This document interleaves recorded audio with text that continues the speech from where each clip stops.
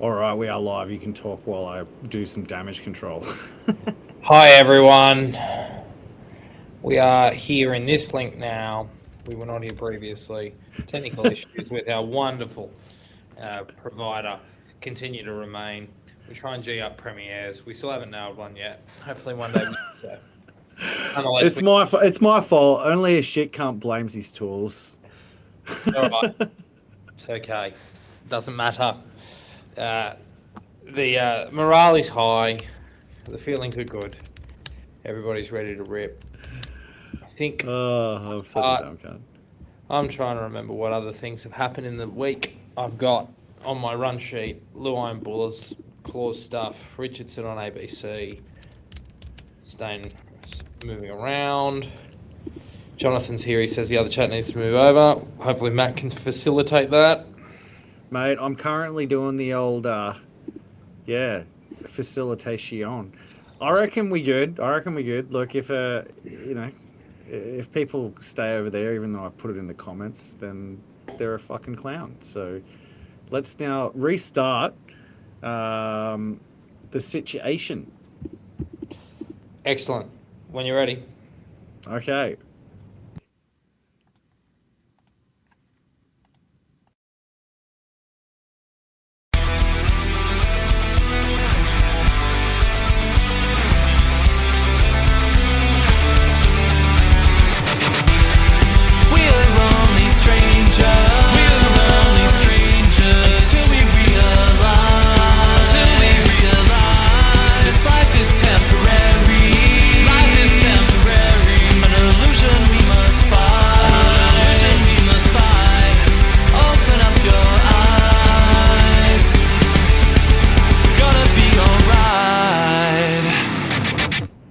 West Tigers Faithful, episode 040. That's right, 40 episodes of us carrying on about this very, very frustrating club. And in lieu of the celebrations, those fuckers pulled a win in all three grades. The leader of the Tau dynasty is with me. His name is Joe McCord. How are you, my friend? I am well, my friend. We had a big win in all three grades, and it was against the bogiest of bogey entities, the supervillains of the NRL. And let's also be honest, Canberra are very much our antithesis in many ways. We beat them in both reserve grade and Jersey Flegg in come from behind victories.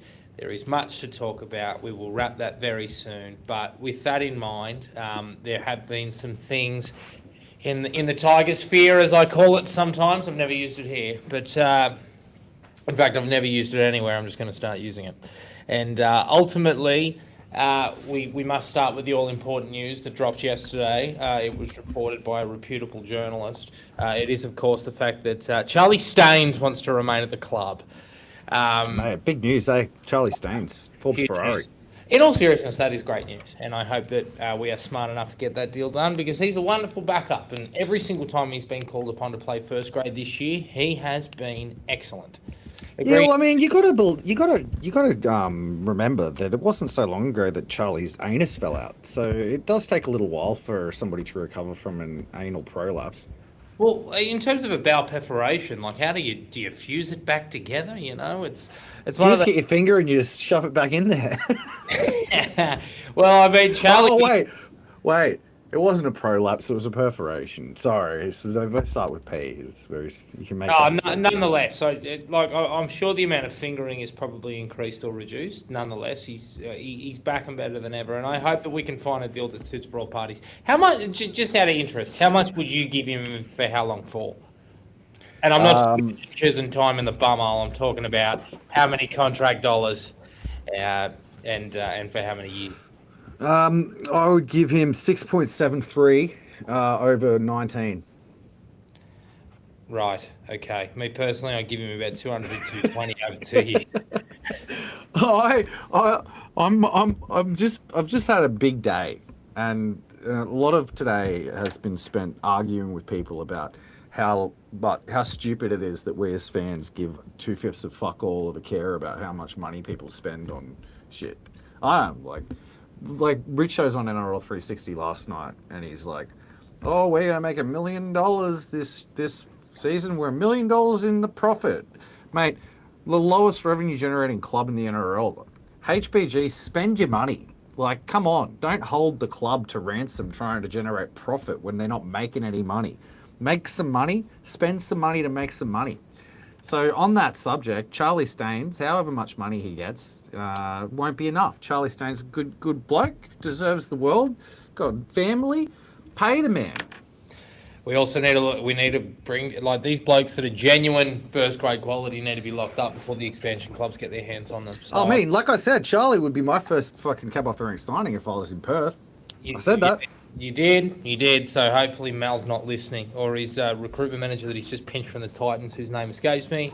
Brent Reid said today that, speaking of expansion clubs, Adam Dewey is going to try and negotiate a 1-year deal with the Tigers before lobbying himself or leveraging himself up against the expansion clubs, trying to get a job as a half.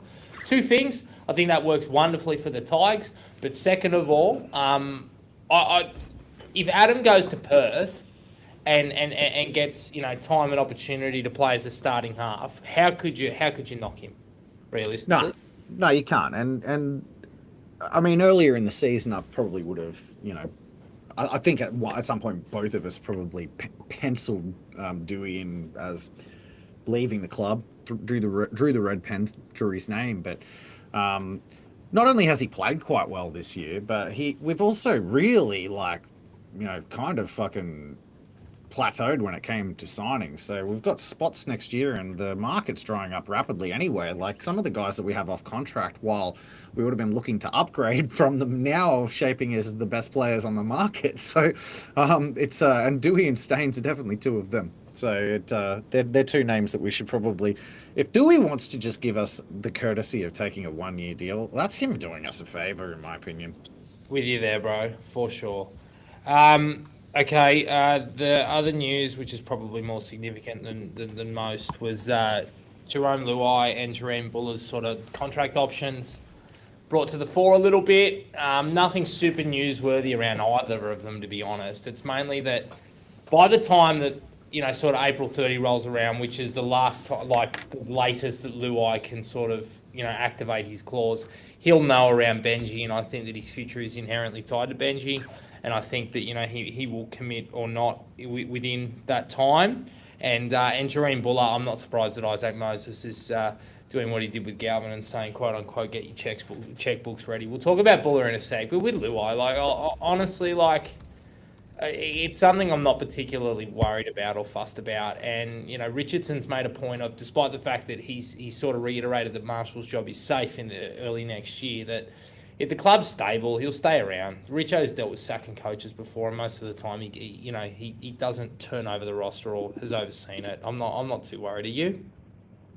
No. Personally, I'm still not convinced on Luai anyway. So I'm not in a hurry to see him pencil himself in for the next 5 years. Personally.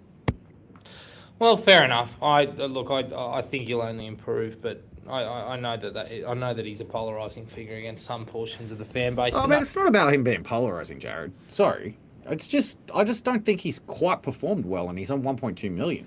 I mean, it's at the point where he probably would be the one winning if he was to get those clauses out of his contract, because his market value right now would not be 1.2 million. Yeah, I don't disagree. Look, ultimately, I don't think he'll leave Sydney. In terms of the teams that he might land at in Sydney, unless he takes a massive haircut to go back to Penrith, I don't think there's anyone else that can realistically afford him, or that he'd consider. So, yeah, even with or without Benji, I'm not overly fast. Jiren, Isaac can sort of, try and, get, quote-unquote, prepare potential suitors to sign him. But the fact of the matter is that the club is, in the box seat for at least 2027. I don't know why we're having this conversation now, to be honest. I know that Chamis, and I like Michael Chamis. I think that at 7:30 in the evening was very, very cunning with ensuring that he was posting another article that was negatively tinged, having a crack at the Tigers, making sure that Shane Richardson couldn't fire back at him like he did on ABC Grandstand the other day. Look, with Buller, I think the club will take up the option, and Richardson was saying as much. It's just sort of what happens beyond 2027, but people already speculating in terms of who comes next or what we're going to do or, everything like that. I think it's a bit premature. Do you agree? Yeah, it's all interesting though, because this sort of stuff, has patterns associated with it when it comes to the West Tigers. Like when you start hearing these stories, well ahead of the schedule, or it brings to mind the Galvin and Talon de Silva, especially the Talon de Silva one, because Talon de Silva was also, starting to talk about his future when he wasn't off contract. Suddenly he's gone. So you can forgive West Tigers fans for being a little bit anxious about the fact that it is now in the media, and I personally don't think that it's just journalists, inventing material. I don't think that the journalists I don't think Chamis specifically has an axe to grind against the West Tigers, or has an axe to grind against Benji Marshall, or has an axe to grind against Shane Richardson. I would say it's very likely that he's been asked to post the fucking article by Isaac Moses. So if that's the case, then it's Isaac Moses playing games again. For what reason? I don't know. But given that the Tigers have given that Richo has showed his hand, and basically, and so has Benji, and they've both said if a player doesn't want to be at the club, they can get a release. I mean, they both said it verbatim now. They've shown their hand. If a player doesn't want to be here, they can go. So if an agent wants their player out and the player wants out, they can just literally get Michael Chamis to post an article in the news, and away they go, right? Yeah, just a few things about Chamis and Moses. His word is gospel in the sense of they don't get along and they don't speak to each other. I know this because I know someone very close to him. Good. He went to school with Isaac, but Stephen, his brother, is actually where a lot of these stories come from. Michael and him are mates. And furthermore, he writes these articles in this manner to spite him. In regards to the stuff with an really axe to grind with, he is king smartass. In terms of having an axe to grind with Richardson, I think yes and no. I think he was just asking a lot of questions around the fan base, which you could completely understand. I think that's, what he did last week. But yeah, I don't think there's much love lost between those two. And with Richardson firing down the barrel on ABC Grandstand going, these blokes that have a crack, haven't played a game of first grade, never run a club, never done this, never done that, that was never going to sit well. So I just think it's a bit of tit for tat at the moment. And ultimately with the Tigers, look, amazing the difference a week makes. And, Richo doing his PR campaign at the time that we'd lost 6 straight. But ultimately, if we lost again this week, then this article around Luai and Buller gets, even worse, and the fire, and the fire burns, bigger. But look, again, this is sort of stuff to deal with in the future. I think that Richardson is trying to, throw support around Marshall right now because he knows what he's sitting on in regards to the playing group. Every single one of them after the match talk about how much they wanted to do it for Benji. Regardless of whatever happens and contingencies and those sorts of things. And they were exploring contingencies, and I'm sure that they might have put them to rest right now. But ultimately, moving forward, the club would be stupid not to explore them. But right now, with the options and stuff, it's really not worth going over. Oh man, I honestly have so many things, so many directions I could take this conversation, because I am a master at playing devil's advocate. So instead of doing that, I'll just say what I think. I don't think Jiren Buller, he's the sort of bloke who particularly thinks about things beyond the present, to be honest. I think that he just wants to play footy. I think he's enjoying his life. He's a bit of a player one kind of main character. He's definitely main character at the Tigers. I don't see him wanting to leave. I personally, just the vibe I get from Jiren Buller is he likes the club, he likes the playing group like him, the coach likes him, he likes the coach. Why would he want to go? It's not the same as the Lachlan Galvin story at all. Lachlan Galvin was angling to leave the club before he even got a debut. So I don't think it's the same situation. I don't think Jiren Buller will go. I think what Sensei just said in the comments is a little bit of a pertinent point, though. in that Buller's current salary is tied to Liam Ayoub as a manager, so Isaac Moses doesn't get any comms on his salary unless he renegotiates before his salary's up.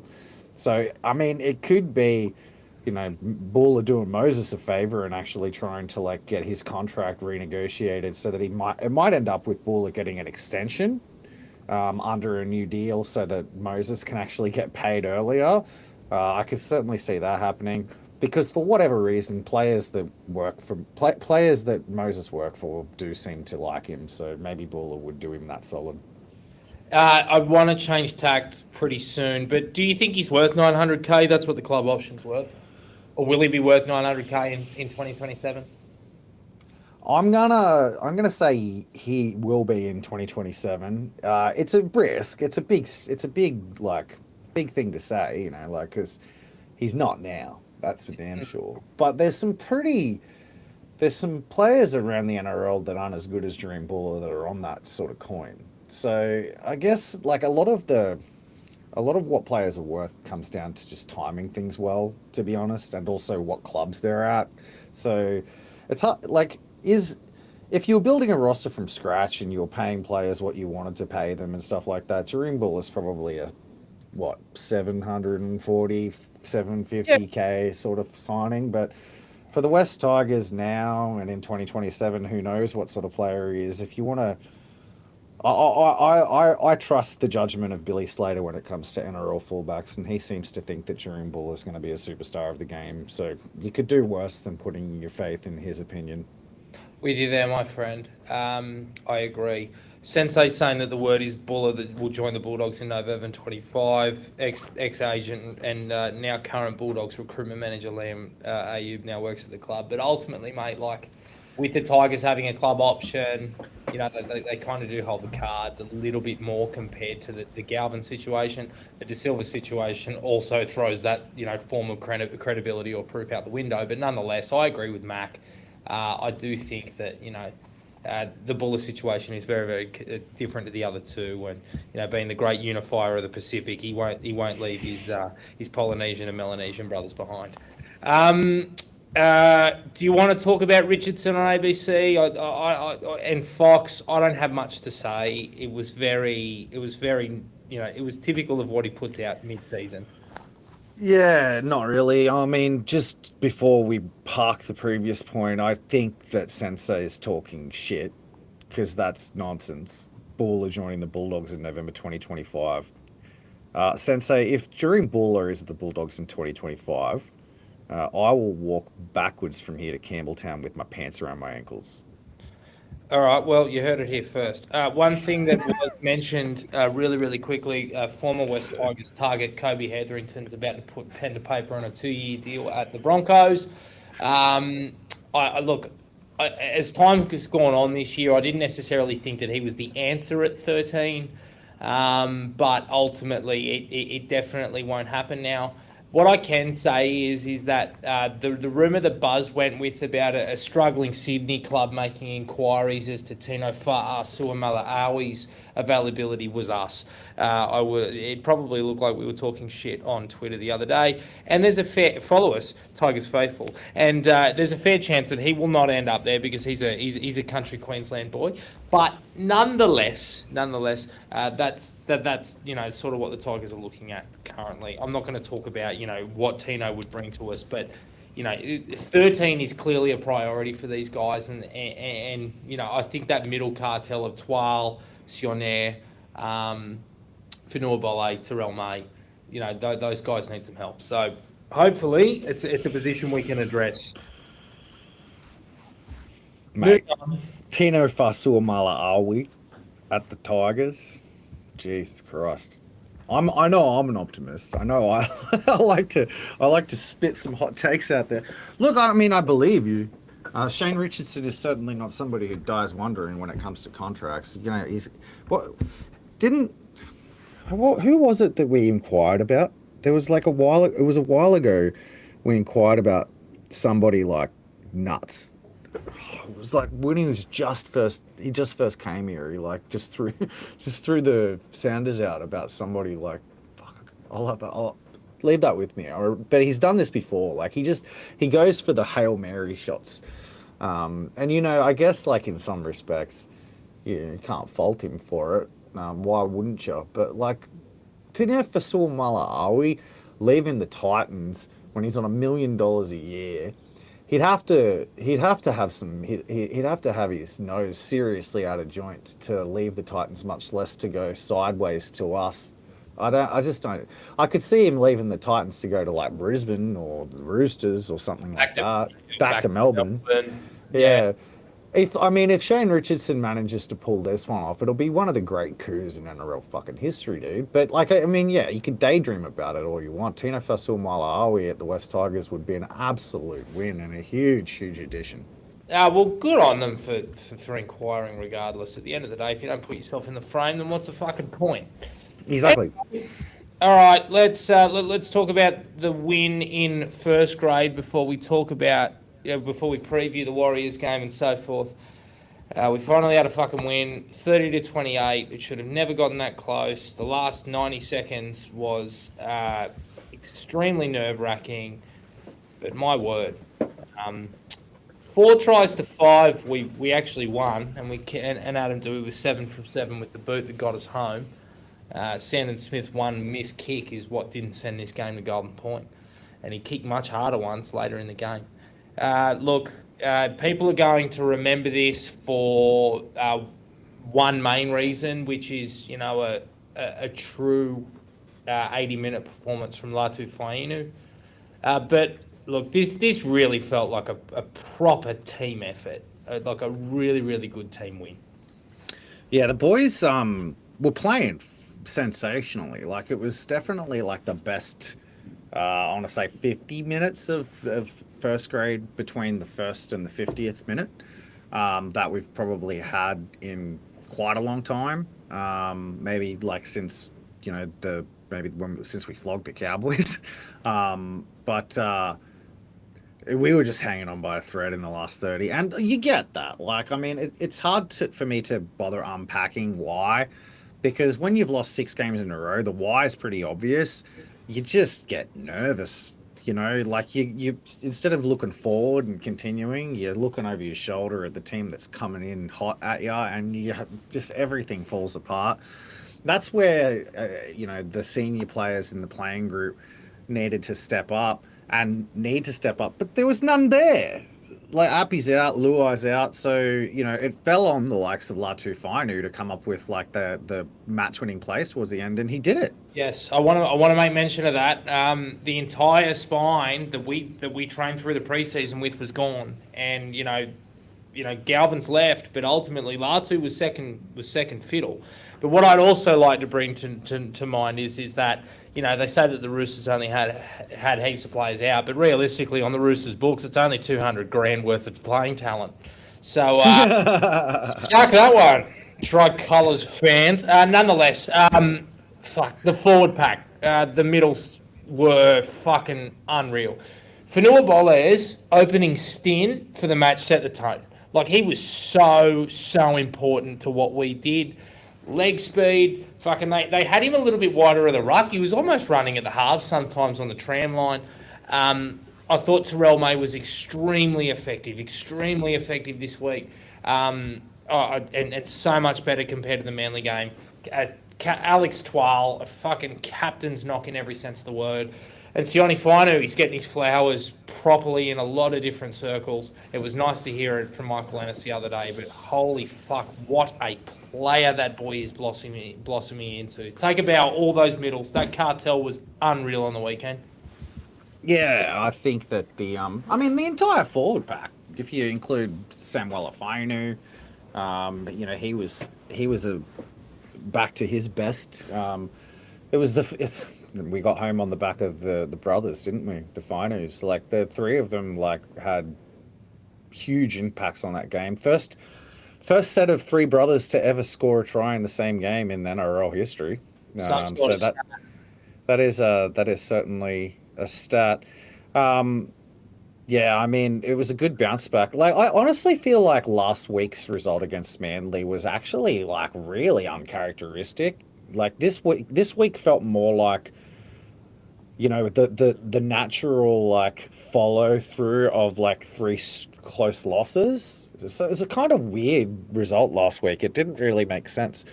Hopefully that leads to bigger and brighter things for the team. Sione Fainu is somebody who I think is honestly, it's good to see him getting accolades, but I think he's still flying under the radar. I think that like as far as like progressive NRL middles talent goes, he's up there. Not because he's like prototypical, quite the opposite. Like he's got real skill, and he's real determined to find the try line. He hits hard. He's a real point of difference especially in our pack. He's really quite unique. He brings something that nobody else in that pack brings. I completely agree with you. He's like we spoke about genuine try scoring threats last week, right? And how we don't really have them in that starting pack. He is a genuine try scoring threat. Well done, Tristan Hope, by the way, and we'll talk about Trizzo in a bit. But I think remember that stat that I told you about via the Great Rugby League eye test? He is the straightest runner, like, of all forwards in the entire comp. Like, he goes fucking bang, straight down the hey diddle diddle, straight between A and B. He's got a bit of footwork, he can offload. We've seen a little bit of work in terms of ball playing. But he also has the ability to just fucking stand up a defender. Like, Blake Steve's been getting all these accolades recently. And yeah, he's a good player. He was made to look like he was a fucking Sydney Shield player by Sione the other day. Fucking Jack Gajewski got dog walked by him when he on his way to the line against Brisbane. Like, he is a genuine talent. And his brother, Sammy, had a full year last year and you know, sort of, I think we can all admit, myself included, we've had arguments about it, but he certainly wasn't playing to what he is playing like now. He's in the doldrums a little bit, playing a bit injured, trying to work out his combo with Luai. Sione's just been here the entire time, cruising at high altitude. It's phenomenal. And, you know, as CB said and as other people said, he was the fucking fat 20-minute forward playing Flegg 3 years ago. Now he's one of the better middle forward prospects in the entire league. It's awesome. And you know what? It is a complete credit to him and furthermore the coaching staff. He has worked so hard to get to where he is. So hard. And to see him playing with his brothers in first grade, fucking crushing skulls. It's awesome. I want to talk about his brother and by extension his halves partner. We spoke about Latu, and again, a lot of people are going to, you know, sort of remember this as the game where he sort of put his stamp on this side, but they complemented each other really nicely. What I loved about Adam Dewey was obviously second half, very conservative game plan. Just get the ball on last, hoik it downfield as best as you can, find grass. I thought that was great. It showed leadership and it showed a steady hand. But what I loved about Dewey was first half where he would double up on his plays, where he'd get the ball out of first receiver, he'd run onto the football and then he'd sort of look to distribute.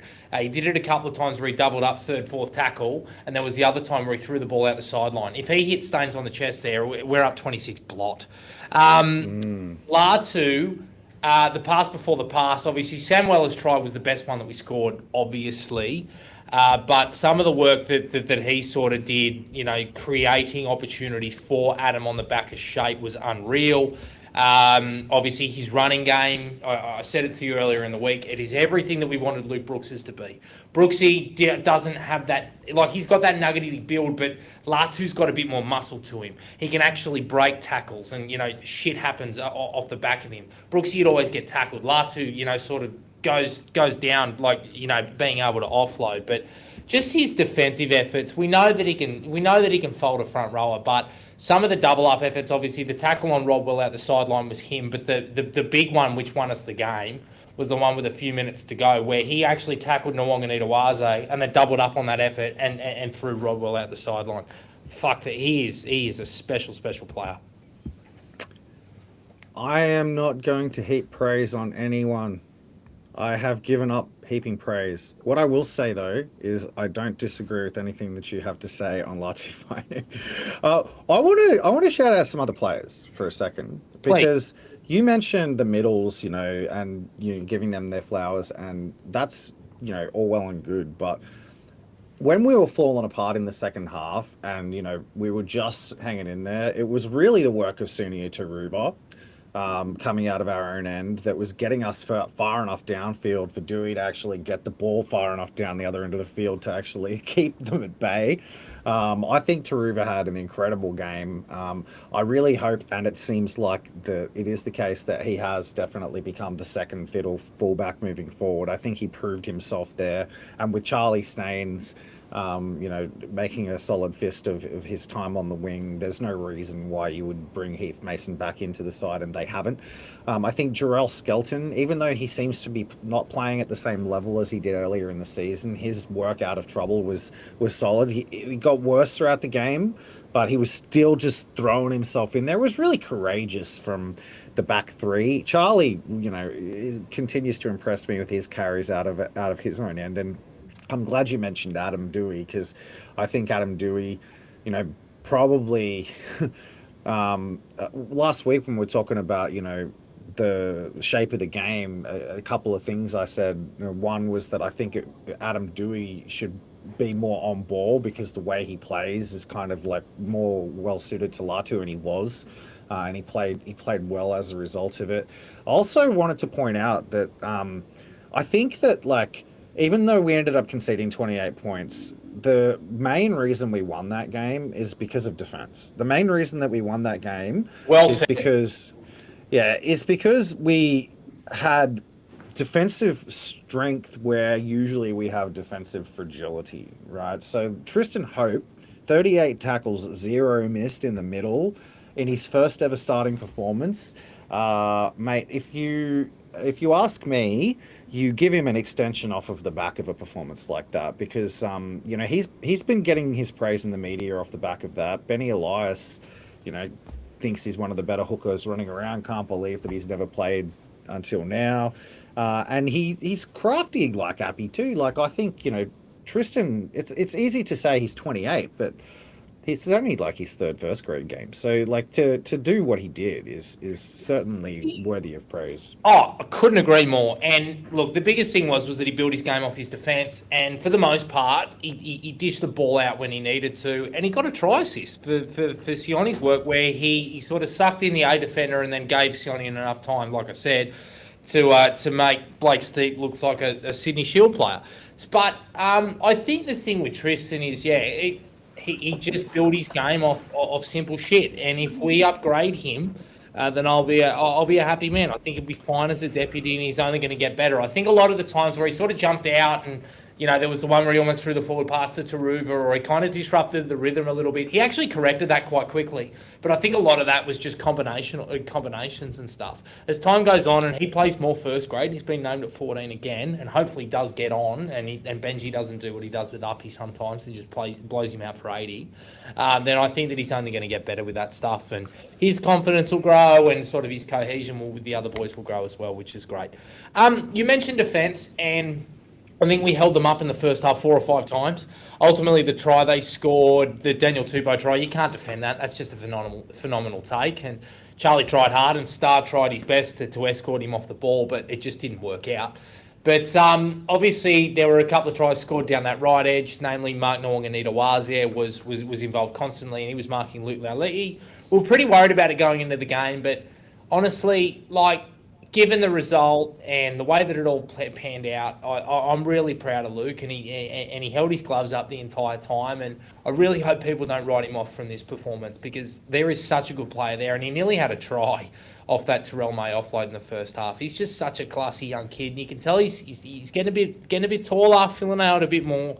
He's, I know we love him here, but nonetheless, first real time playing centre, hasn't played centre against men, done it a couple of times in SG ball, again, Nwonganita-Wasia is hard for a fucking Origin player to defend, So life goes on, and he'll be better for the run. Yeah, I don't know what people expect from an 18-year-old kid playing centre for the first time in the NRL. The amount of criticism that I've seen levelled at Luke Laulii in the wake of that performance is absurd. I think you just see his carries. He's really hard to put down. Can you imagine what that kid's going to be like at 19, 20, 21, 25? He's a very, very solid prospect. I can see why people would want to park him in the garage for sure, because you know you don't want to like expose him too much to first grade. But I don't think he's not holding his own. I think we've got other players in the first grade side that are probably less ready for first grade than he is. And I got no issue with his performance. I thought it was good. Mark Nwanganita-Wase is what he is. He's so I hard to tackle because he runs the way, like his footwork, his fends. He's just unconventional. Like he is a sevens player. You can tell that that's the way that he was brought up. He's that real gangly, like unco, hard to tackle type, and weird shit just happens around him. At the end of the day, if I'm Benji, I'm just saying, look, mate. First time playing centre against men. You were playing against a bloke that's going to be a dual international. Be proud of yourself and take the lessons and roll on to next week. Yeah, Nwanganita-Wase is a genuinely interesting story, isn't it? Because I don't think many people expected him to be as good as he has been, and he's a mate. I don't even know where his ceiling is at this point. Is he still off contract? Yeah, I think he might go back for the World Cup. Yeah, I was thinking that because I feel like if he hasn't been signed by an NRL club for next year by now, then it's probably because he's saying no, right? Like, surely by now somebody would have tried to wrap him up.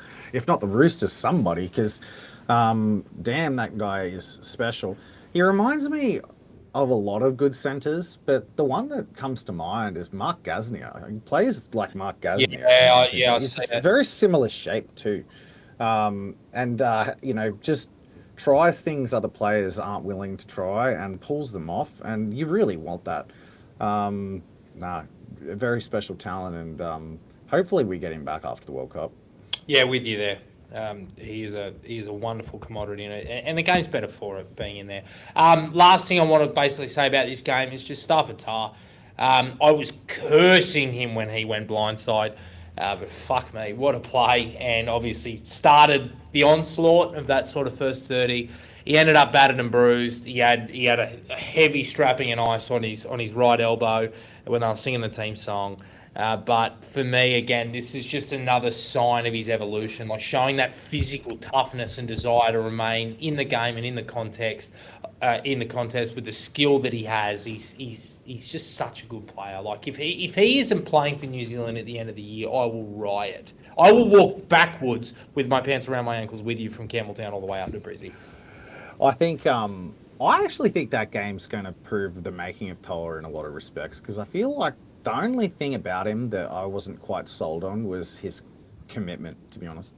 I feel like that he still lacked a little bit of like fire in the belly, and it's gonna do him the world of good mentally to have actually got through 80 minutes in pain, because he would have been sitting there in the dressing sheds looking back and going, me dragging myself through that game actually is probably what won the team the game.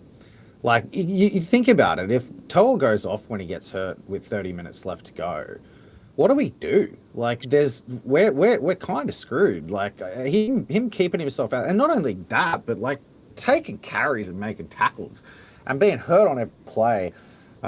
It's definitely a good shout to give him his flowers, and I guess that shows really that like 1 to 17, everybody kind of put in, and you see what happens when everybody puts in. Absolutely excellent team effort, and a well-deserved win for everybody involved at the club. Seriously, it was a massive win. Anything else you want to touch on before we preview the Warriors game? Probably no. I think specifically pertaining to Tristan Hope, I think that I share your perspective. I hope we'll talk about him in the Warriors game, but I actually feel like that we should be upgrading him because, like I said before, we don't really have too many players on the market. And right now, it's like, if there's nobody on the market, the next best thing you can do is try to keep the players around that are here and see if you can build off of their combinations. Yeah. I think that's better than sideways movement and trying to bring other squaddies into the side. Just persevere, bring them all back for another go round, send them into the off season with the lessons that they learned about not just their own performances but playing with each other. Yeah, I completely agree with you. And when you look at some of the Sydney-based hookers that might come into the side, like a Jaden Beryl, a Chen Kum Tong, a Luke Summerton, these sorts of guys, I don't know if I go there. I just keep Hopey there. Let him continue to develop. He really hasn't really trained full time in a system realistically up until this point. And he's 28. He's battle hardened and he's going to want it better more than anyone else because he's worked that hard to get there. Like debuting like so late. I'd be more than happy to see him, retained on a minimum wage top 30 deal. I think that would be great for all parties. I think I was sort of unsure about it up until last week. I think the decision is, sort of indicated. I'm still filthy we lost talent. Our funeral service speaks to that. But nonetheless, it's, bygones, bygones, and we have to look forward. I just think about Tristan Hope in the context of if Appy went down, like let's say next year, if Appy goes down in round 2, right, with like an 8-week injury, touchwood, I probably trust Tristan Hope, to be honest. I don't think that Tristan Hope would come in and, be a negative contributor. I think Tristan Hope would come in and be a positive contributor. Maybe it'd take him 1-2 weeks to really actually put his stamp on things, but you can just tell by the way he communicates on the field. You can tell by the way he, gets around boys after they score tries and things like that, and the way they respond to him, that he's natural born on-field leader. So you can't hold against him that he hasn't played all that many NRL games because he is not backwards in coming forwards and being himself on the field, which is that natural born leader. So as far as a deputy goes for a hooker who's also your captain, you could do way worse. I would much rather have Tristan Hope playing that role than any of the guys you mentioned who would be complete unknowns. With you there, bro. I think that's the smart thing. All right, let's preview this game. 2 o'clock Eastern Time, Australian Time, 4 o'clock local time in Auckland on Sunday, the 13th of July. The Tigers will play the Warriors in what is effectively a return fixture on the early round match that was played out at Campbelltown that we narrowly lost to. Team news, the main thing is that arguably two of our most important players are back. Jerome Luai fills jersey 6. Api Coruscant reverts to jersey 9 with once again Tristan Hope going to 14. Adam Dewey takes his place in the centres. Jack Birdie's back from gastro, but he will come from the bench. Tony Suka is rightly rewarded for his performance last week. It was quiet, but it was solid. Didn't let anyone down. He'll be on the right edge again. The main thing that is, I think, going to be the sort of topic of conversation here is the changes to the Warriors team. Chance Nickel-Klukstar is out.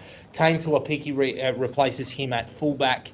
And the big one, Luke Metcalf, the poor fella, having an absolutely incredible season, it must be said. It's done an ACL, that poor fucker. Tanner Boyd will replace him this week and likely for the rest of the year. Just to sort of give you a bit of an idea, what they lose with Metcalf in terms of his attacking output, sort of this clutch gene, this ability to continually get the Warriors home. They do lose that, but in Boyd they have a wonderful kicker at the ball. He's a good organiser. He's a good game manager. That's why he's so good at cup level, and he can kick the ball beautifully. Like seriously, he's a very, very good kicker of the ball. Tuapiki, he's a bit of a live wire. He was a really, really good pickup by the Warriors. He's been a really good squad player. He plays a bit of wing, plays a bit of fullback. He is a guy that can worry us, and he will no doubt be on the tip sheet. But if I compare him to Chance, who is all effort all the time, I know who I would rather us face. As well as that, obviously, Mitch Barnett, another poor bloke, has done an ACL as well. So, they're 3 very, very significant players who had, a very, very sizable sway on the scoreline last time we played them. And for that reason, providing that we come with the same attitude, that we did last week and when we played the Warriors last time, there is no reason, in my opinion, that our fans shouldn't be confident of a reasonable game. I can think of a reason. It's because we're West Tigers fans. Am I right? True. I do agree with your sentiment that geez, they're big outs for the Warriors. And as a WAS sympathiser, I feel so bad for the New Zealand fans, man, because they were really something.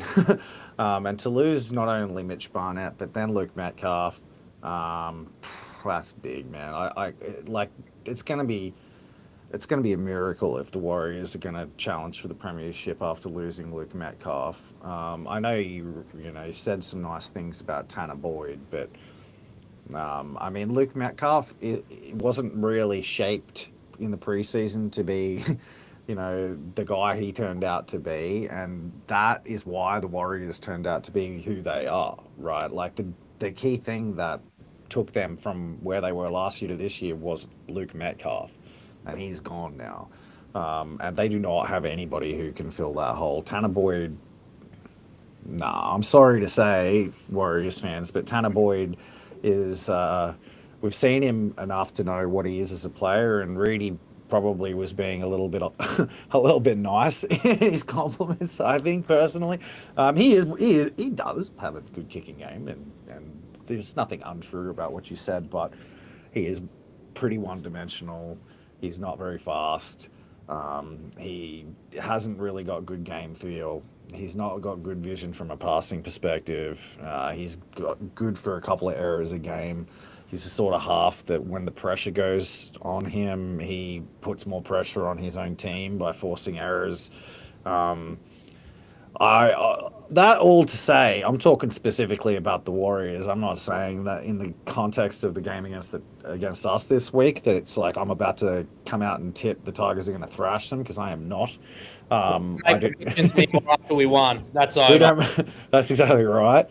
But I do agree with you that there are areas here that indicate that we should be able to compete. I think that the big thing for us is about riding the momentum, and I think that that's actually how you win in the NRL in 2025, and it's not really something that we've been very good at, and I think it's kind of why we haven't actually won more than we've lost, is because we're not very good when it comes to momentum.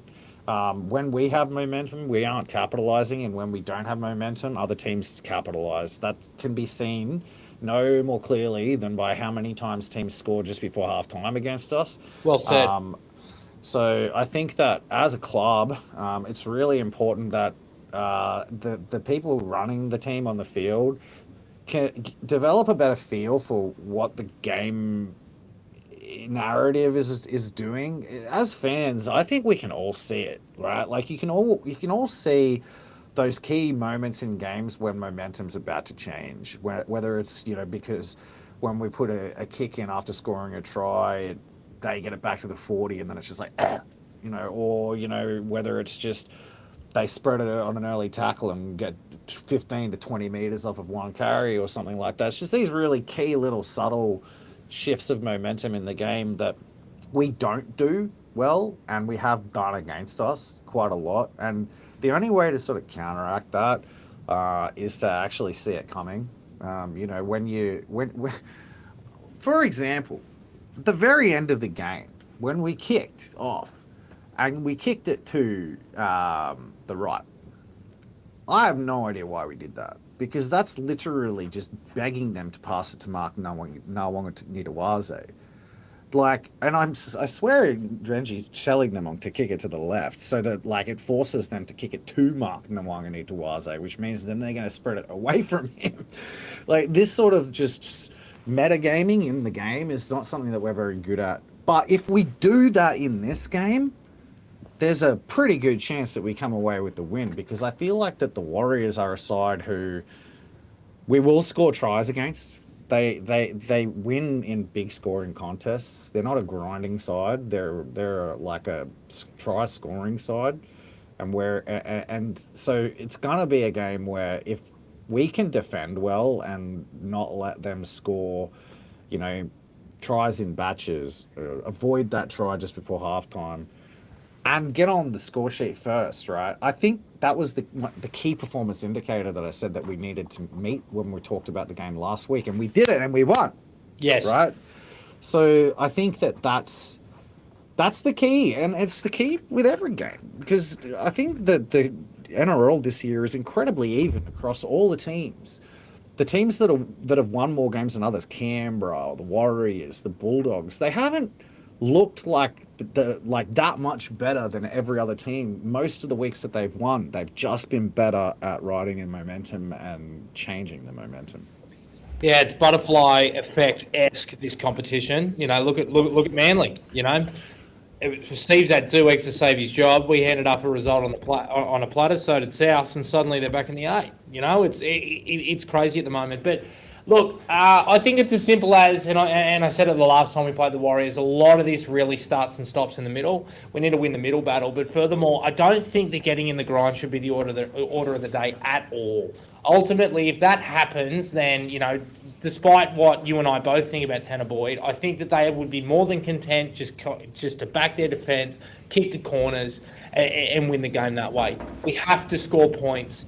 We have to find opportunities, and that's where Luai and Fainu and Coruscant and Taruva by extension are so important to this game. We really need our spine to show their class and get us home, and ensure that we score enough points to get home. Because once again, if it's 14-12, 16-12, 16-14, whatever, I think the Warriors win. They have to attack. Yeah, I don't fully get why it's so hard for this side to understand that, because it's like every time the game's tight, we lose. The game only ended tight against the Roosters, but the natural state of affairs is that the Tigers hit a lead and then they hit a brick wall. That seems to be what happens with us. You've gone dark, brother. Yeah, somebody just hit the kill switch in the office. Let me just go and turn the light. I was going to say, I lost my train of thought.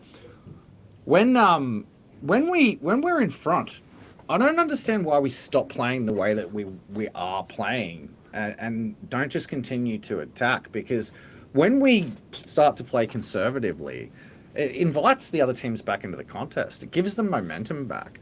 This fear that we have of spreading it from our own side of halfway. It's like when you watch the Tigers this year and in the past, the Tigers are just as likely to concede a try from the other side of halfway as they are from inside the 20. In many respects, probably more so, because our goal line defence has been all right.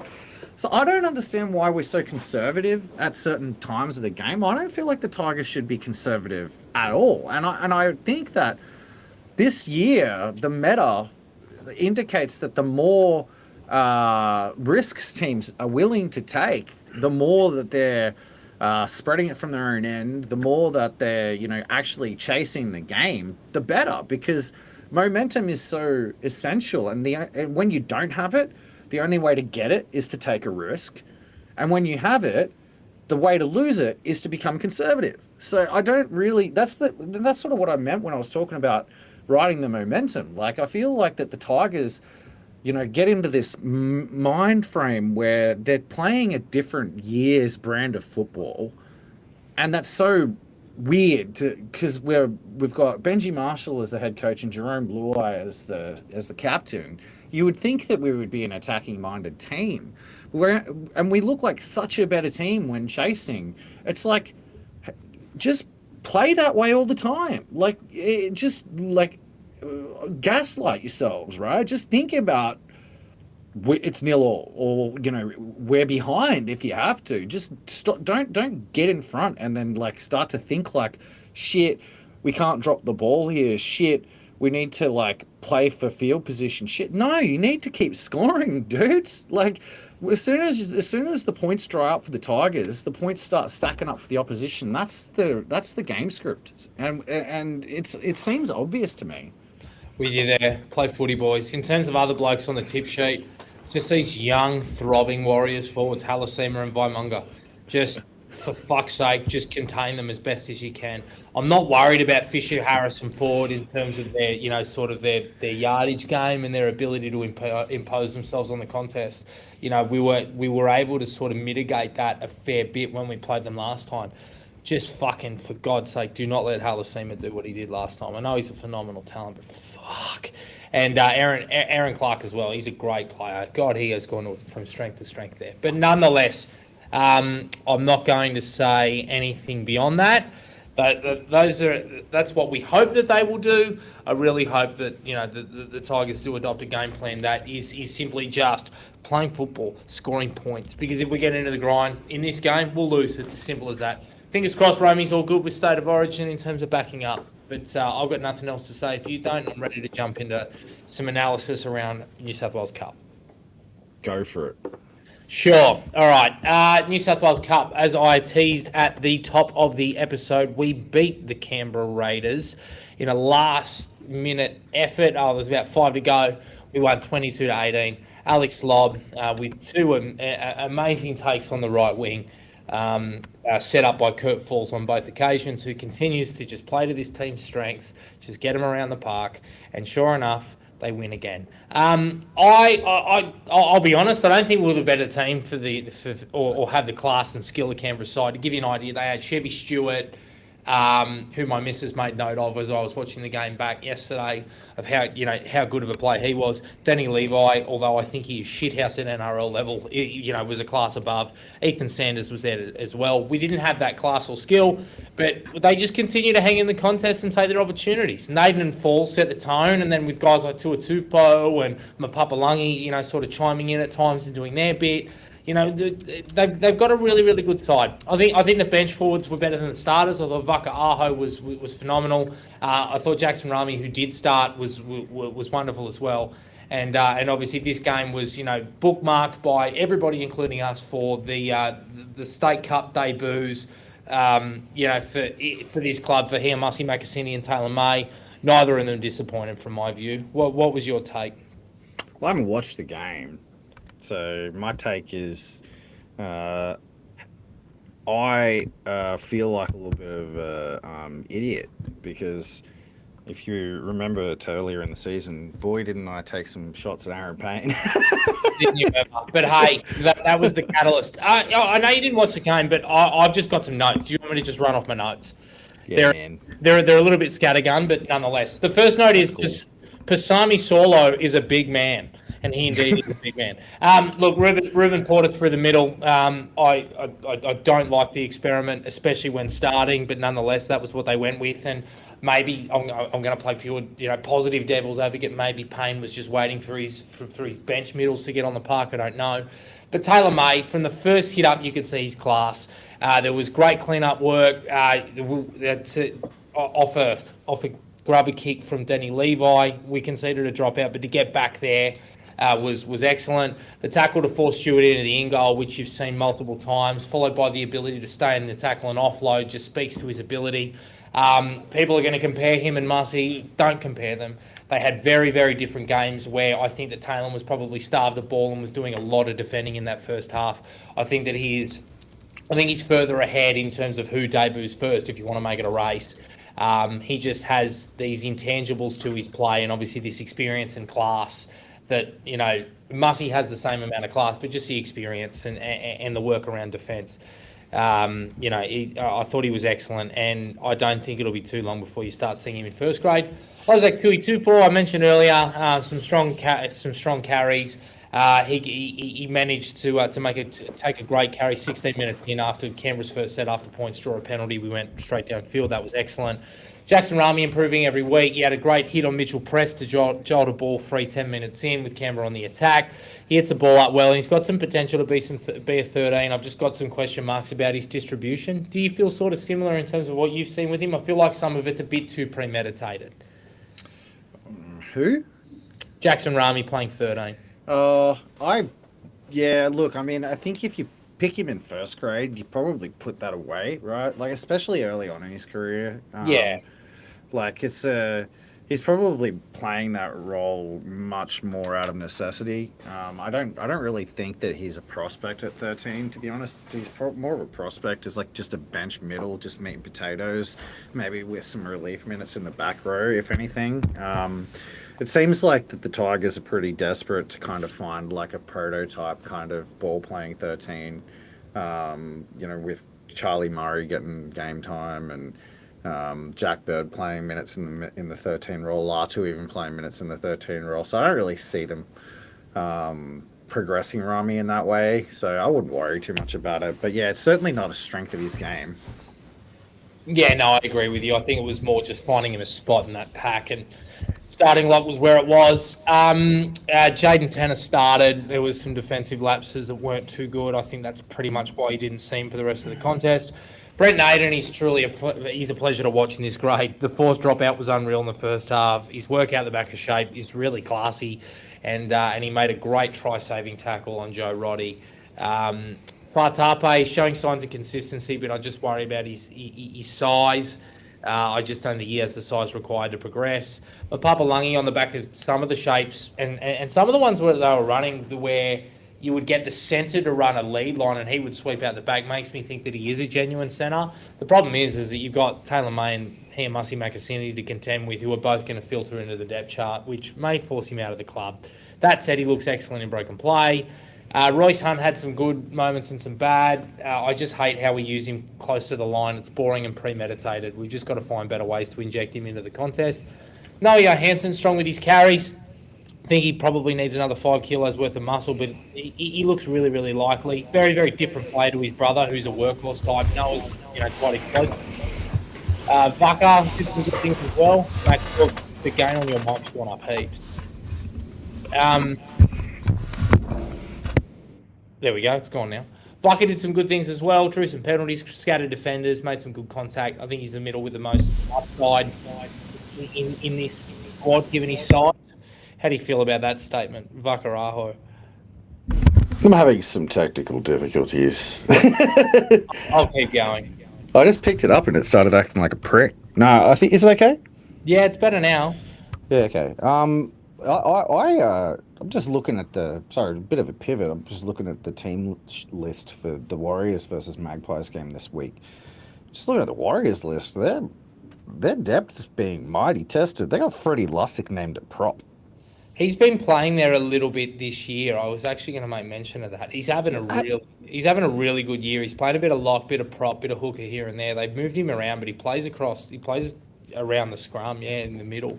Bro, how can Freddie Lussick play prop? He's 84 kilos. Like, it's like when Todd Payton was rolling Jake Clifford out. Yeah, look, it's a weird one, but yeah, he's a hit up merchant now and ball plays a little bit. It's really interesting. Make sure you have.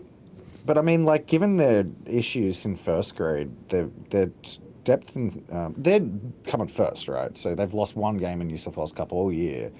But this will be definitely, I'd say this will probably be that team's biggest test of the season, considering the form that the Magpies are in. 6 of their last 7 that the Magpies have won. Yeah. Or not? Sorry, they haven't. I think they had a draw in there. 5 wins, 1 draw, 1 loss. I think. Am I tripping? Or is it 6 wins? Might even be 6 now. But yeah, I mean, I think it's 7-8 without loss. Yeah, you go on.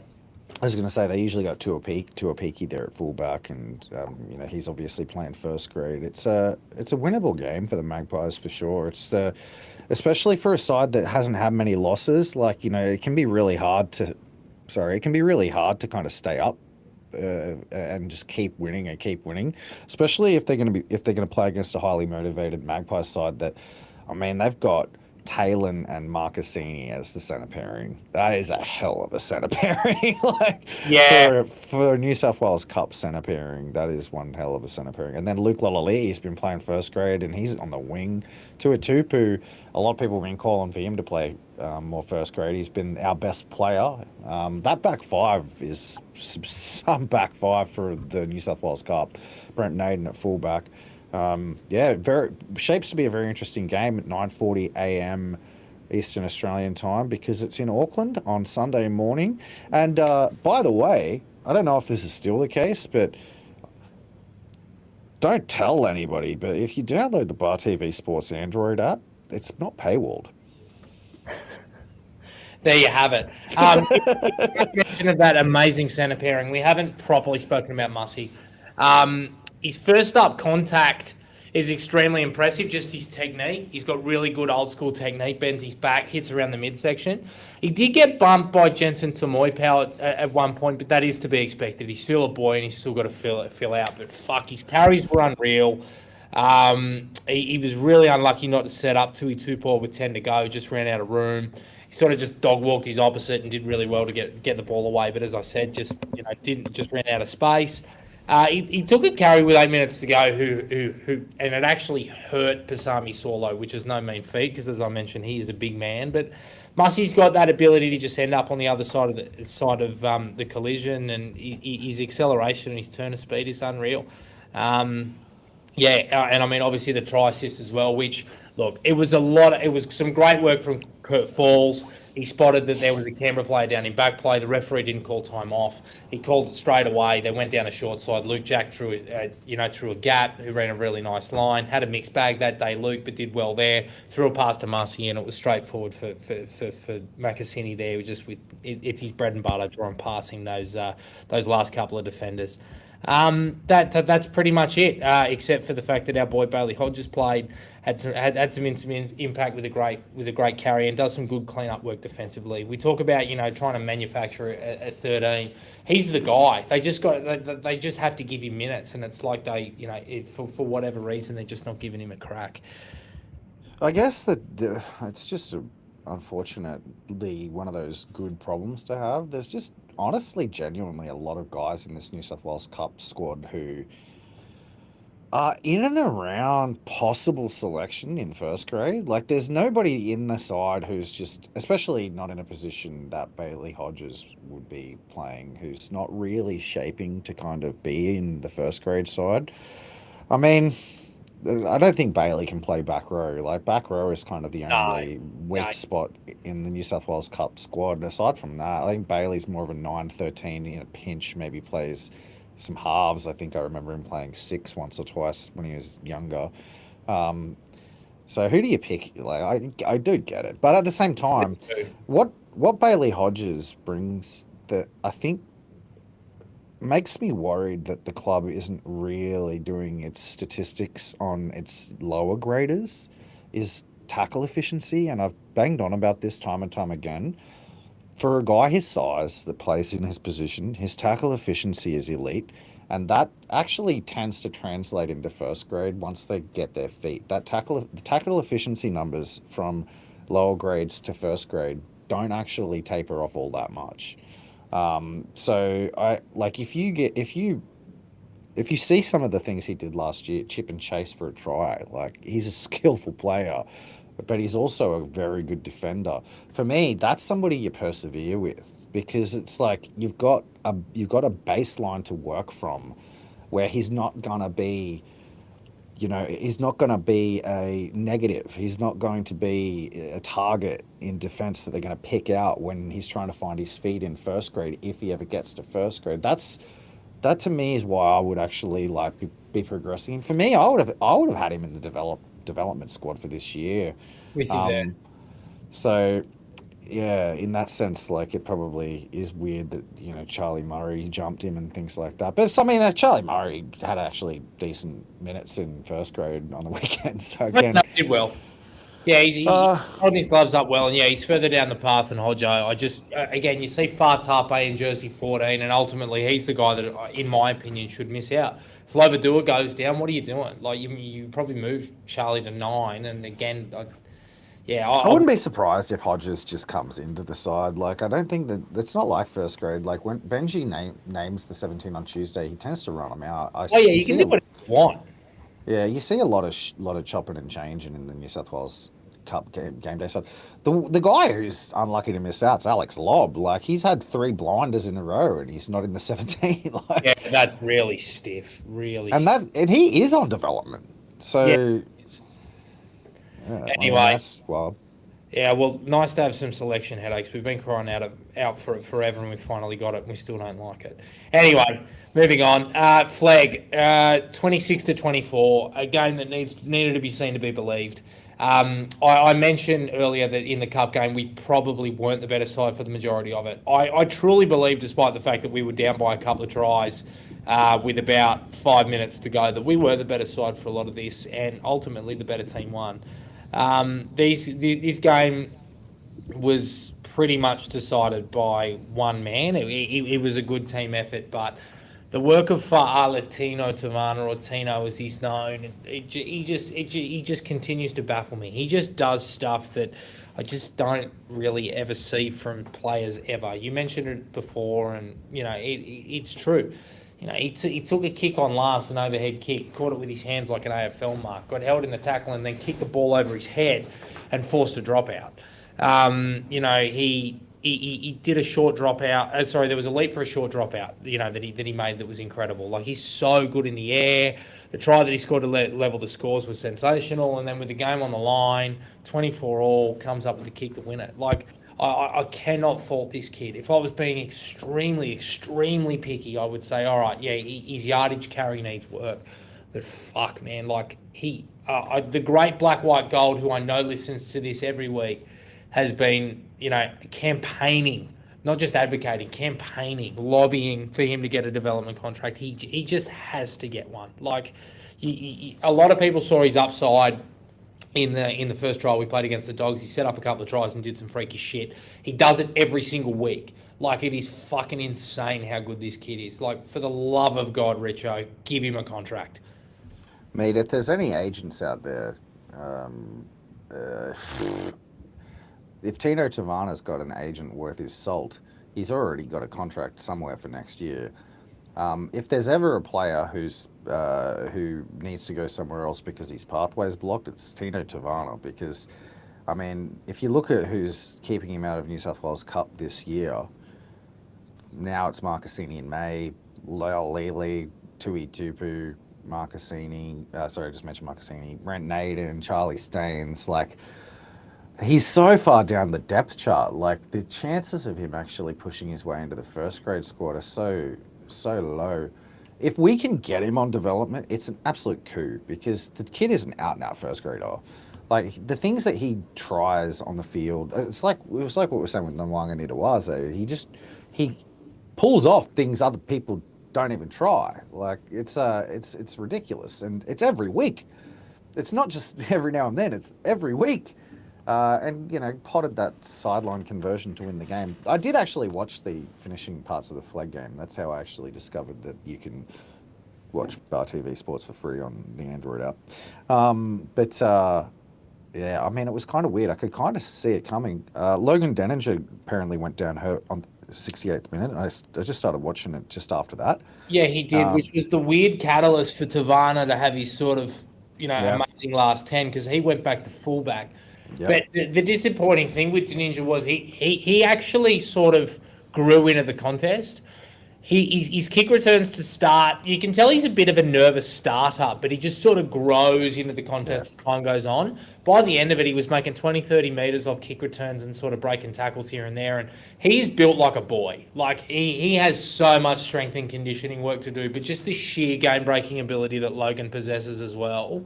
I know that we spoke to Shannon Gallant at the beginning of the year. If he can work on being ball playing out the back of shape, which I really want to see more, it's something that I think he still needs time and space to work on. But yeah, I think he's coming along really, really nicely in Flegg. What's been nice is that a lot of the 19-year-olds, Jared Haywood's excelled, Byron Laupepper, who I'll get to in a bit, has excelled, but like Godinay and Denninger, who are clearly both undersized, are continuing to hold their gloves up. And at the moment, until they begin to really get that, proper strength and conditioning about them, that's all you can ask for. They're skillful kids that are doing really, really good things.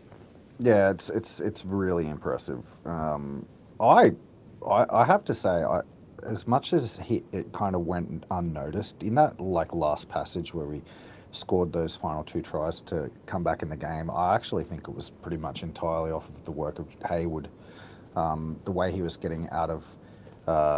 The way that he was getting out of dummy half, off of decent speed play of the balls. It wasn't like we were smashing through them, but every time he was turning it onto a man coming onto the ball in just the right spot to create just enough pressure off the next tackle to create just enough line speed to get just enough of a quick play of the ball for the next play. he's just got such crazy good synergy with the players around him, and the way he puts the ball out in front of people, it's soft. Yes. It's on time. He reminds me of an elite spin bowler, like in the way that like spinners don't always beat the bat with turn. They often beat the bat with float, right? Yep. And Hayward can sort of float the ball out in front of people, which is a talent that I don't think I've seen very often in a dummy half. Like it's weird, hey. It's quite effortless. On my sort of notes, he does get bumped off on occasion, but I want to make note of the fact that, my God, Canberra had some fucking skyscrapers. It's like they've got a cloning facility and they just went, Dane Tills, like, just give us your fucking hair, and they just cloned him 7 times for their Flegg side. So straight away, Jared's already there's a bit of a size mismatch, but really gets in there, gets his bumpers in nicely, and he's able to manipulate and puts big forwards on his back. But his deception and his body language at acting half speaks to why they're talking about him now, why Marshall's making note of it in his press conferences, why Richardson's talking about him on ABC. His manipulation of the ruck, there was a minute left to go, and he managed to get us to 6 again. It just speaks to his match awareness, but his body language and sort of where he places his hips, obviously the guys that are just listening to this as opposed to watching it won't get it. But like, he'll face this way and then he'll play this way. And, we tried to get Talon to do that for so long. And, he did make improvements in that space. And I think he's going to be a phenomenal player. You could tell by how dejected I was last week when I gave his eulogy. But with Jared, it just looks so much more natural. And for that reason, it will be more of a seamless transition when he comes into the side and replaces Appy.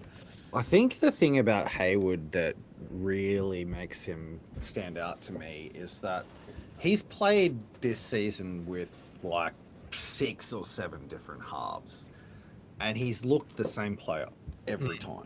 Yeah, that's a great point. You know what I mean? Like, usually the dummy half and the halves have to have a lot of synergy before you can find them off the ground, or like with the back turned, know that they're going to be there. He does it. He's got a sixth sense for it. It doesn't matter if it's a player who likes to get the ball flat or somebody who likes to get the ball deep. It doesn't matter if it's a running half. It doesn't matter if it's a ball playing half. He's getting it to them. It doesn't matter what type of whole running forward it is. He's getting it to them on time. It doesn't matter if it's like a forward with fast leg speed or a forward like Lanyon or a plotter. He's just It's a lot to like say that like passing the ball accurately to a player is like a skill that is worth like talking a hooker of all positions up for. But when it's like Donald Bradman, right? Like the old story, like Donald used to like hit the ball with a cricket stump. Yeah, it was a golf ball into the water tank. Yeah, it feels like that with Hayward. Like, he just doesn't miss. He's got like bullseye like genes. Like, it just ball goes wherever he wants it to. It's like telekinetic. And that's crazy because you see a lot of, especially with the likes of Talon and Tristan Hope and even Appy a lot this year, like balls out behind Luai and shit like that. And that fucks the whole backline movement every time it happens. So it's so important to have a dummy half who puts the ball, like, it just arrives right in front of the player exactly when they want to try to catch it every time. Yep. With you there. Just some other notes that I've got. They're a hungry side that just relishes the contact. Like, Canberra had some big boys, and like Harry, Delaney, Matale, Elijah Matale. We talked about Leonard Pluddy, Shaquille Tavita. He didn't play this week, but I know he's a favourite of yours. They're big boys, but my God, Canberra are massive. But nonetheless, they relish the contact on both sides of the ball. And we've got a couple of smaller forwards. You mentioned Jose Lanyon. He's one of them. Jeremiah Leardagaga's the same. But their contact and wrestle is just so much better compared to our smaller bodies in bigger grades, which is a credit to Matt Betsy and the other pathways people that have been put in place.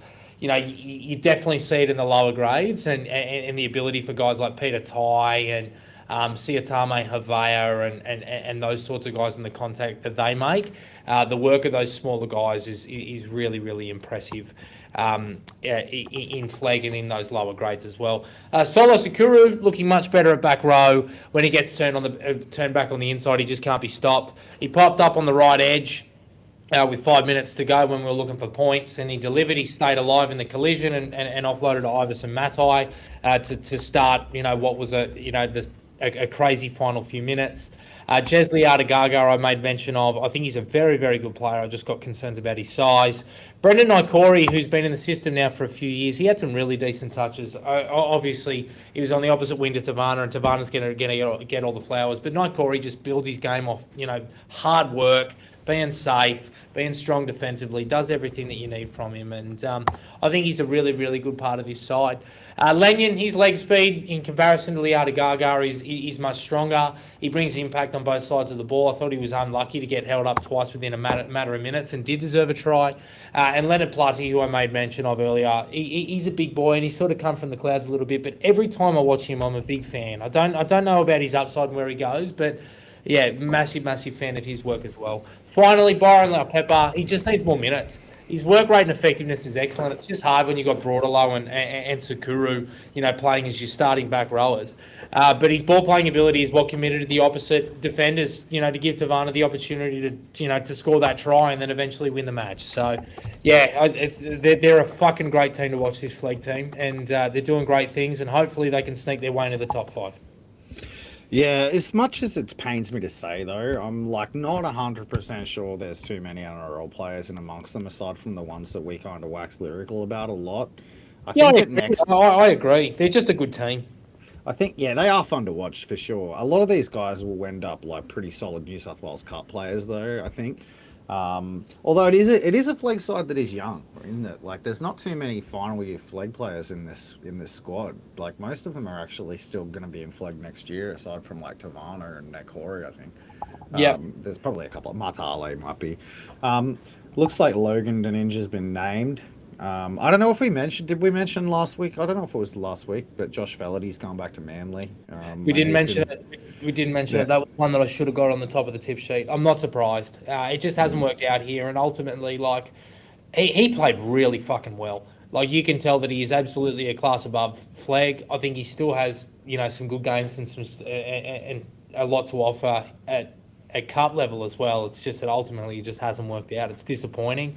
I think we rushed his development, and ultimately, no hard feelings. Josh, all the best.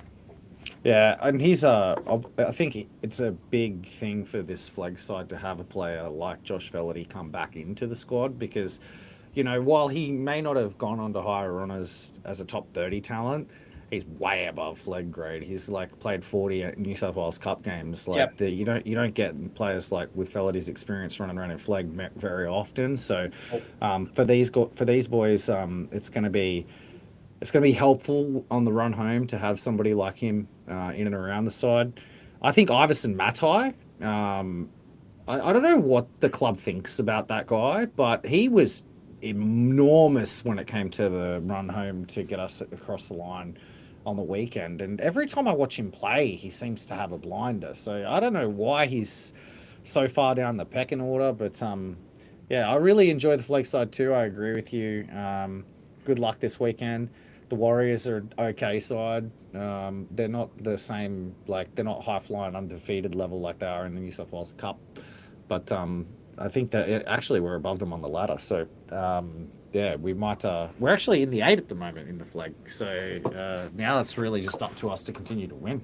I think they take a top 5, unfortunately. Oh, I thought there was 8 in Flegg, and it was anyway. You're probably right, maybe, or was it 6? I don't know. It's something. I don't know. But anyway, they just need to keep winning. Simple as that.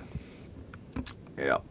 Sakura, you mentioned him. Look, I think that I think he's actually improving week to week to the point where now he's actually starting to look above Flegg. Like, now he's looking dominant in the back row. It took him a little while to get his legs under him as a back rower.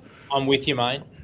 I looked back on some of my comments about Sakura last year in New South Wales Cup, and I know that the perception, you've said that you thought that he was out of his depth a little bit in New South Wales Cup, and like, casting my mind back and looking back at some of my post-game remarks of New South Wales Cup last year, I didn't have that opinion. I was big on him. I thought he actually played quite well in centre and on the wing in New South Wales Cup for the most part. But that being said, I've always considered him a forward. And it bothers me that it's taken the club so long to pick him in the spot that not only best suits him, but that we have the biggest need in our top 30 roster. Yeah. I think that given his top 30 contracted, I don't really see why we should be playing him in Flegg much longer when we've only got like El Zackham and Luke Jack playing back row in New South Wales Cup. I think it's time to move Sakura to New South Wales Cup. With you there, mate. I'd like to see it as well. Let's see what happens. All righty. Let's. There are a shitload of comments, so if you can sift through them, we'll do some quick fire Q&A. Start with the one I sent you in Discord from the Twitter. Oh yeah. Yeah. All right. Let me. Actually, I had it open and then I shut the tab. One moment. It's all right. I'll ask it for you. It's all right. Let me ask Go you. for it. I'll ask the question. So it's from a guy named Zakiel on That's Twitter. right. Do you Yes. think the Tigers just take up the option for 900k and ask Buller to find a new manager because he doesn't see it ending well with Buller staying with Moses? Yeah, it's a tough one because he's already committed to Moses when he could have went anywhere. He could have went to the Orr brothers. He could have went to Steve Gillis, and he chose Isaac. You know, I don't think he's going to sort of do business away from Isaac. I think we're going to have to go about it in such a way where we use a mediator to negotiate with Isaac to ensure that all parties get what they want. But obviously that hinges on Jiren wanting to stay at the Tigers, and hopefully we can convince him of doing that. I think that the Tigers will take up the option for 900k. Richardson's already talking about it on ABC. I think it's as simple as that. But in terms of asking him, yeah, I would absolutely advise the club to ask Jiren Buller to leave Isaac Moses. Will it happen though? No, I don't think it will, and I don't think that conversation will go down well at all.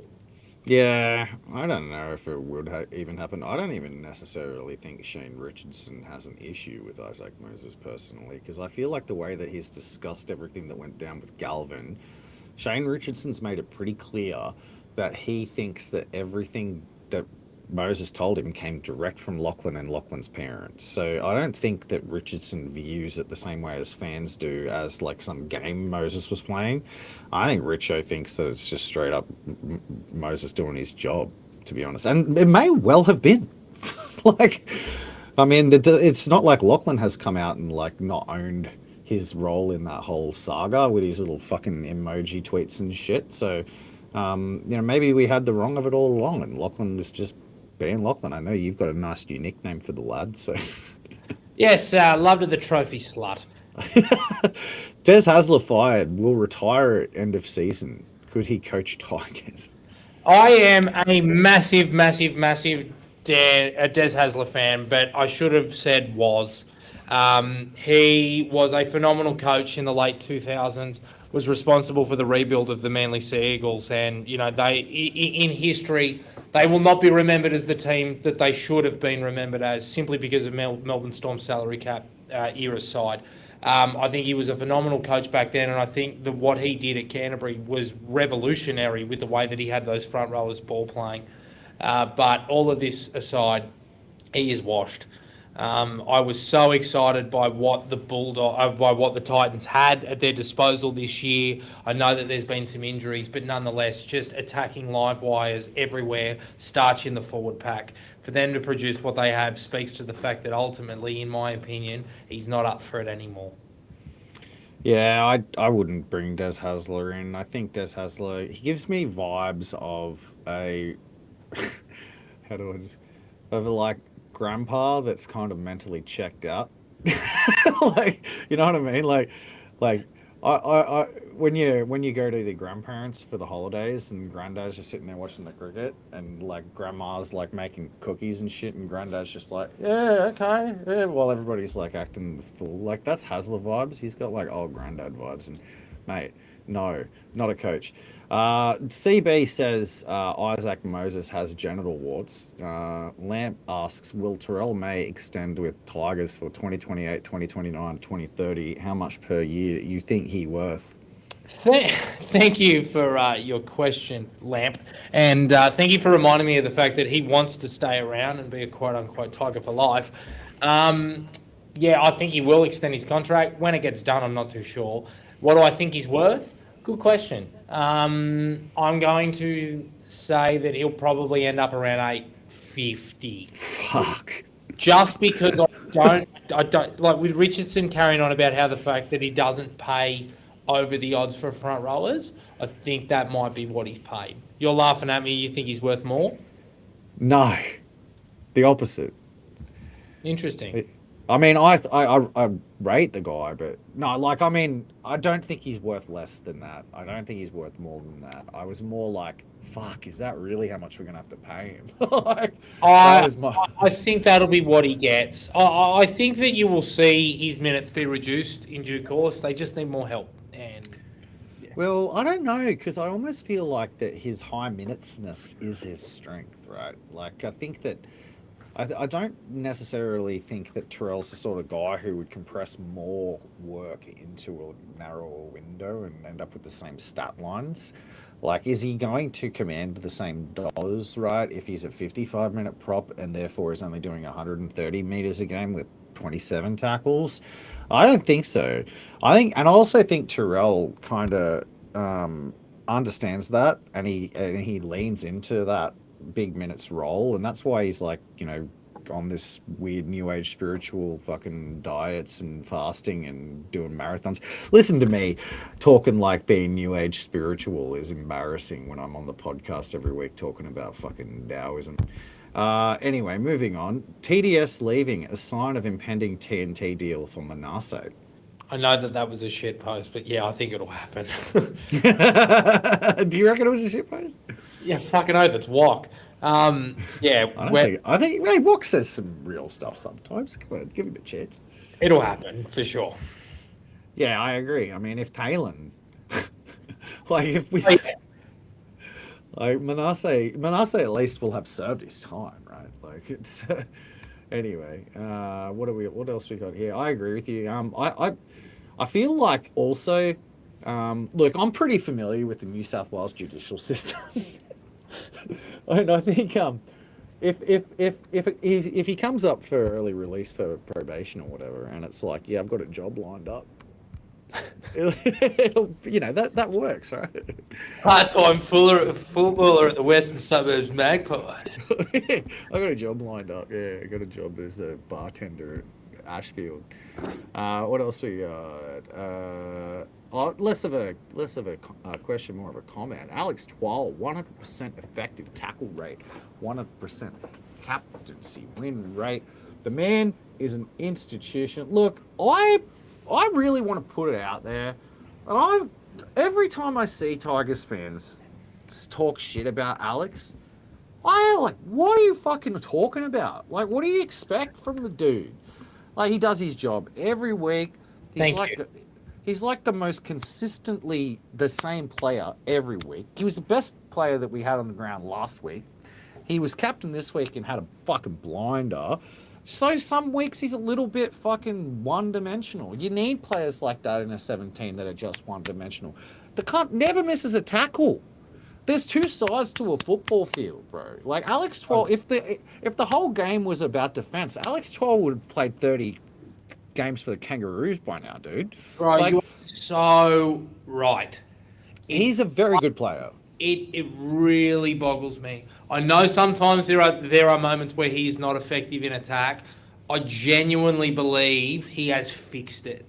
I think that his average carry has been extremely effective. He's getting his bumpers up now and sort of fighting in the tackle. But he can ball play now. Like, Jesus Christ. Like, he turns players inside and throws out the back. Like, what the fuck? Like, what? Yeah.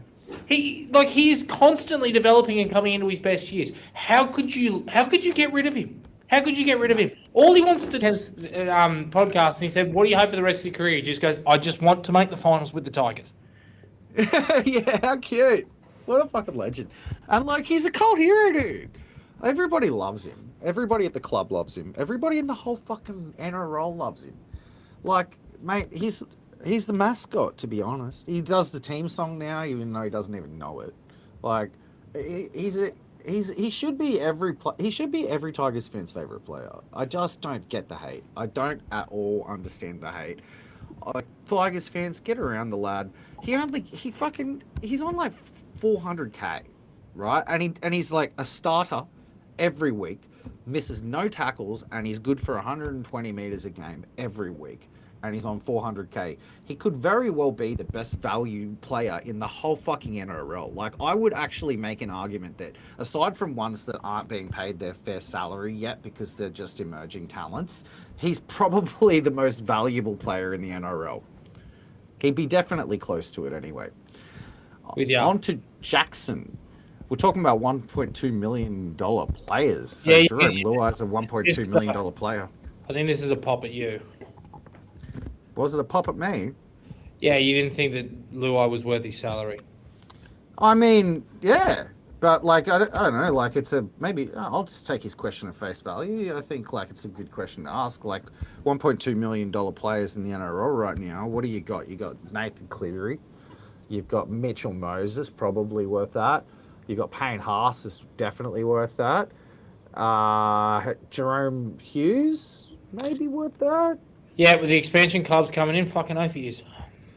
And then I don't know if I'd give anybody else 1.2. Not on form anyway. Like, there's guys that are like at their best, maybe worth it, like Ponga and stuff. But like all the other really high paid players in the NRL aren't really. Maybe Teddy, to be honest. I know people like, Hobbo called him washed up. Teddy's like been the best player in the NRL. I was actually watching that Roosters game and like thinking to myself, it's like, imagine being James Tedesco, who is one of the best fullbacks of all time and has not fucking missed a beat, and he's just not even remotely in talks for Origin, even though he's the best fullback in the NRL week in, week out. He's lost his spot, permanently lost his spot, it seems. Like, how'd you be? Like, you'd have to be pretty shitty, wouldn't you? Yeah. Yeah, I think it would. What else you got? Here's a good question. Now that Hetherington's off the market, by the way, I'm glad. Now that Hetherington's off the market, who's our target 13? Nice. I don't think there's anything in terms of players off contract that I would bother with. I would go straight to November 1 targets and try and get somebody to agitate. The one that I've had locked in for a little while, I think, is Jack Todd at the Bulldogs. I really think that would be a good idea. With Finau Latu there, Kurt Mann there, I think Galvin is probably a 13 moving forward. Josh Curran's a smaller sort of forward. I think that Jack might get stuck on the depth chart. We owe the Dogs one. We should probably take a prospect off their fucking hands. He's the one that I would have circled in. I think he'd be unreal. I love a country boy. I love a lock forward. Jack would be who I would look at. I would also look at Ray Stone and bring him home. I've said it 1,000 times. I know he's a mate of mine, but ultimately he's an old school fucking lock forward. He'll do a job, and he can also moonlight at hooker. So I'd be looking at that. And another guy that might be looking for an opportunity, given the amount of young forwards that the Chooks have, the amount of lock forwards that they have. Blake Steve's off contract at the back end of next year. And I know I had a crack at him and what I was saying about Sione, but ultimately he is a very, very good prospect, a very, very good footballer, and has a great rugby league head. Like, just big fucking blockhead, bum chin, high cheekbones. We could do with a guy like that at our club. Those would be the three guys I'd look at. I'm just looking through the New South Wales Cup team lists for this week and not really seeing anybody stand out. I think, like, on the subject of what we were talking about before, about just sort of keeping some cohesion, like, there's some likely types that haven't quite locked themselves into NRL spots that we have, to be honest. I think that somebody like Charlie Murray with a full off-season, you never know what you might get from round one next year with Charlie Murray. Like, he's certainly shown something in his limited time, and building combinations by the end of the year, some real like live minutes with this particular team. Look, it's one thing to have a good player. It's another thing to have a good player that's used to playing with the players that they have, right? And like, if we chop and change too much for no apparent reason, you're actually going backwards. And like, Charlie Murray as a potential option as a 13 next year, it sounds unglamorous, but there's been weirder players that have become significant contributors in that position. It's an odd position where, look at Kurt Mann, right? Like he is out of nowhere in his 30s is now suddenly a star 13. It is a position where you can manufacture a result from. But I think that the answer is simple. I think it's Sione Fainu. Like I think that Sione Fainu plays 13. I think that Sione Fainu's ball playing is better than people think it is. He can score a try. He's skillful. He's a good defender. He thumps. Like I know that there's this, insistence that everybody wants to have the have your cake and eat it too. Ever since Cameron Murray came into the NRL, everybody wants the Cameron Murray or Cameron McInnes. Unfortunately, we don't have anybody named Cameron. There's only two. Cameron Munster's a 6. The closest thing that we'd have at our club to that sort of prototype would be Bailey Hodges, or would be Charlie Murray, or would be Josesi Lanyon. And I said in the Discord before the game, Josesi Lanyon, based on what I've seen in Flegg this year, is somebody who I would be potentially considering for a developmental spot, if not at least an off-season train and trial spot for next year, because he is a good 9. He was unlucky to have been supplanted by Hayward. He was contributing as one of the best players in the Flegg team as a 9, and then Hayward's come in and forced him to play more of a running game, and he's thriving. He's killing it. Like, he runs hard. He's very skillful. He likes to hit hard. He's a tough nugget. He's a point of difference. He's a sort of player the Tigers don't have too much of. He's a bit of a Havili type, right? You like the idea of Sevilla Havili. Josesi Lanyon to me is Sevilla Havili. He's the closest thing we have to that in the team, and he's obviously young, and you can put some development behind him and see what you got. But the other one I wanted to mention is the Parramatta SG ball captain, Max Popo. Now, Max Popo, I haven't ever seen him play, but oh my God, what a name. Max Popo, ladies and gentlemen. Maximum Popo. What a fucking name. If that guy isn't an out-and-out first-grade superstar, and I know I was joking when I mentioned that I just want to sign him on name alone, and then you chime in and tell me he's a superstar. You did, didn't you? You reckon he's an absolute fucking stud. I think he's a good player, yeah. Fucking nice. Max Popo, brothers. Keep an eye out for that kid. You won't miss him with that name, that's for sure. And he used to be a Tiger. He was in the MacArthur West Tiger squad. But anyway, there's no more questions. Anybody got anything else to add before we wrap things up? Yeah, I got one thing to say. Dave Riccio, shut up, bitch. Yeah, Dave Riccio, you fucking... Did you see? I gave him the business on X. Yeah. Yes, you did. When I posted up the invite to everybody, I said, "You're not welcome, Dave." Fuck off, Dave. All right, and fuck on everybody else here. Go the Tigers this week in all grades. The Maggies in Reggie's. All right, before we sign off. It is all next week. Before we sign off, now look, last week I said some shit about, Zen and all that sort of crap, and it seemed like everybody liked it. The feedback I got, I had some people actually say, that they felt at peace when they were listening to the podcast on their way to work and stuff like that. But we won, right? So there was like no real cause for me to soothe. We talk about positives and things like that, but I just want you all to know that it's moments like this when it's the most important to stay in the present, right? Don't live in the future. We won one game against the Roosters. It's a big deal. It's joyful.